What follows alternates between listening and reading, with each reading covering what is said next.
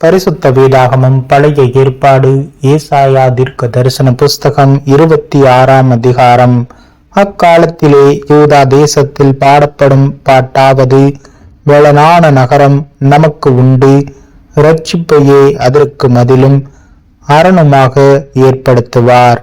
சத்தியத்தை கை கொண்டு வருகிற நீதியுள்ள ஜாதி உள்ளே பிரவேசிப்பதற்காக வாசல்களை திறவுங்கள்.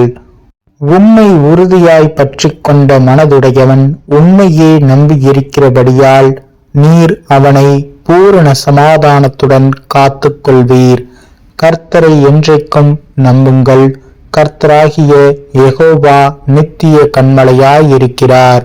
அவர் உயரத்திலே வாசமாயிருக்கிறவர்களையும் கீழே தள்ளுகிறார், உயர்ந்த நகரத்தையும் தாழ்த்துகிறார்.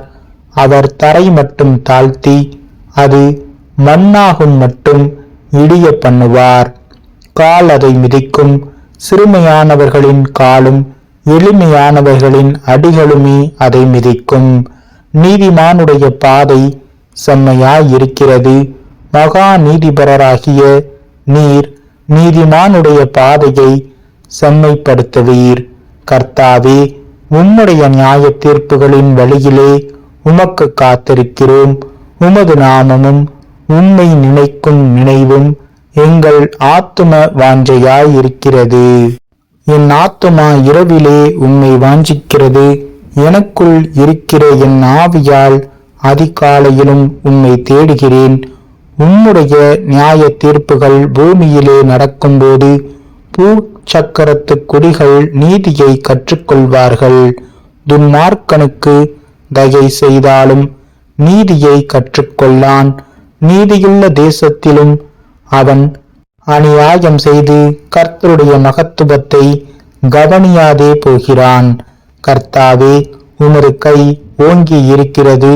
அவர்கள் அதை காணாதிருக்கிறார்கள். ஆனாலும் உமது ஜனத்துக்காக நீர் கொண்ட வைராக்கியத்தை கண்டு வெட்கப்படுவார்கள். அக்கினி உம்முடைய சத்துருக்களை பற்றிக்கும். கர்த்தாவே, எங்களுக்கு சமாதானத்தை கட்டளையிடுவீர். எங்கள் கிரியைகளை எல்லாம் எங்களுக்காக நடத்தி வருகிறவர் நீரே.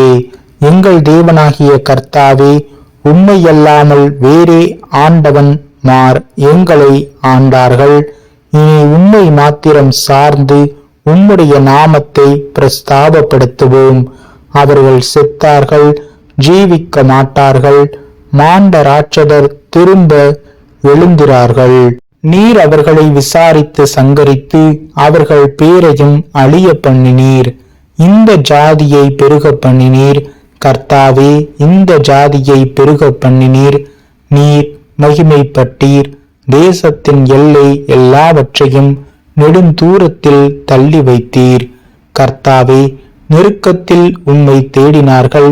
உம்முடைய தண்டனை அவர்கள் மேலிருக்கையில் அந்தரங்க வேண்டுதல் செய்தார்கள்.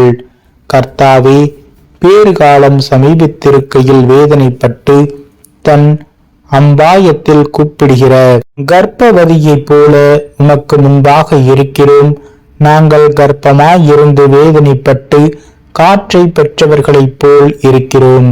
தேசத்தில் ஒரு இரட்சிப்பையும் செய்ய மாட்டாதிருக்கிறோம். பூச்சக்கரத்து கொடிகள் வெளிகிறதும் இல்லை.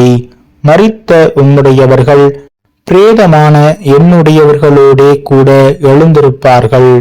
மண்ணிலே தங்கி இருக்கிறவர்களே, விழித்து கம்பீரியுங்கள்.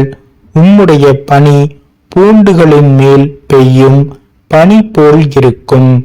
மரித்தோரை பூமி புறப்பட பண்ணும்.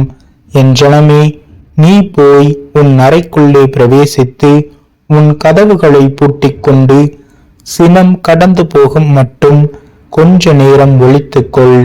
இதோ, பூமியினுடைய குடிகளின் அக்கிரமத்தின் நிமித்தம் அவர்களை விசாரிக்கும்படி கர்த்தர் தம்முடைய ஸ்தலத்திலிருந்து புறப்பட்டு வருவார்.